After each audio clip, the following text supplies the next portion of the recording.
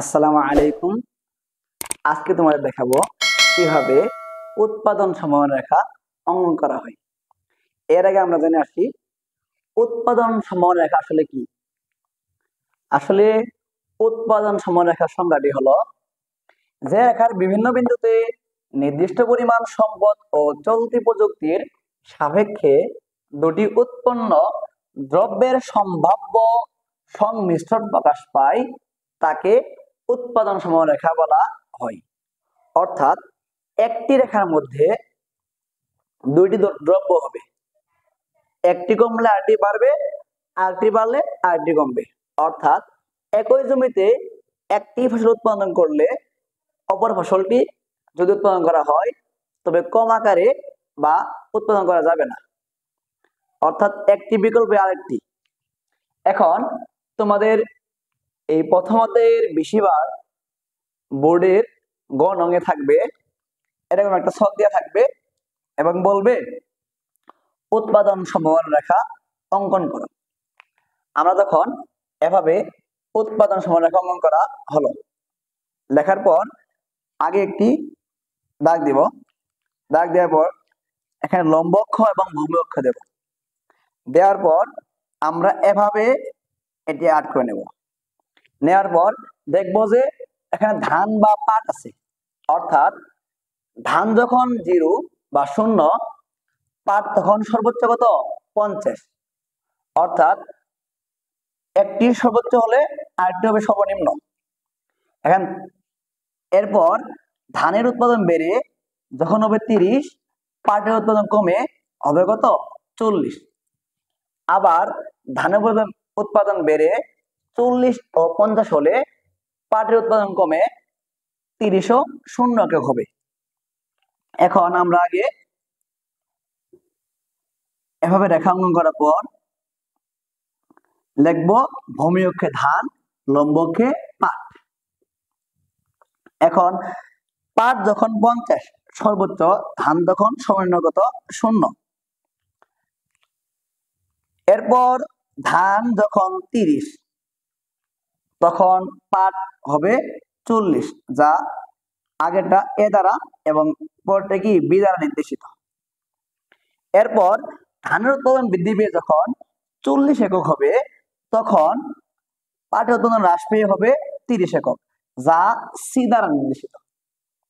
এরপর যখন ধানের উৎপাদন হবে সর্বোচ্চ 50 একক তখন পাটের উৎপাদন হবে সর্বনিম্ন কত 0 একক, যা ডি দ্বারা নির্দেশিত। আচ্ছা, আমরা এভাবে ব্যাখ্যা করতে পারি যে এখানে চিত্রে ভূমি অক্ষে ধান এবং লম্ব অক্ষে পাট নির্দেশিত। আমি এর ব্যাখ্যাটি এখানে দিচ্ছি। চিত্রে ভূমি অক্ষে ধান এবং লম্ব অক্ষে পাট নির্দেশিত। ধান যখন সর্বনিম্ন 0 একক, পাট তখন সর্বোচ্চ 50 একক, যা এ দ্বারা নির্দেশিত। এরপর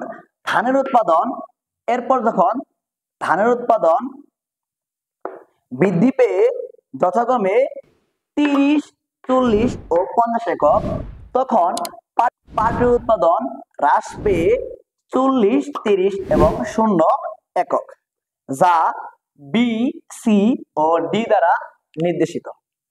এরপর আমরা এ, বি, সি, ডি যোগ করে উৎপাদন সম্ভাবনা রেখা এডি রেখা পাই। আর এই এডি রেখাই হলো উৎপাদন সম্ভাবনা রেখা। আমরা এগুলো আমাদের মন মতো দিলেই হবে, পরে হুবহু গাইডের মতো বা নোট দেখে দেখে মুখস্থ করা না করলেও হবে। তুমি তোমার মতো এই চিত্রের ব্যাখ্যাটি এভাবে দিবে। আর আমি কয়েকটি বোর্ড দিচ্ছি, বেশিরভাগ বোর্ডেরই গ আসবে এগুলো, আর এখান থেকে মাস্ট বি আসবেই কিছু গ হলো। আমি কিছু বোর্ড দিচ্ছি, বোর্ডগুলো তোমরা বাড়িতে প্র্যাকটিস করিও। Homework: Dhaka board,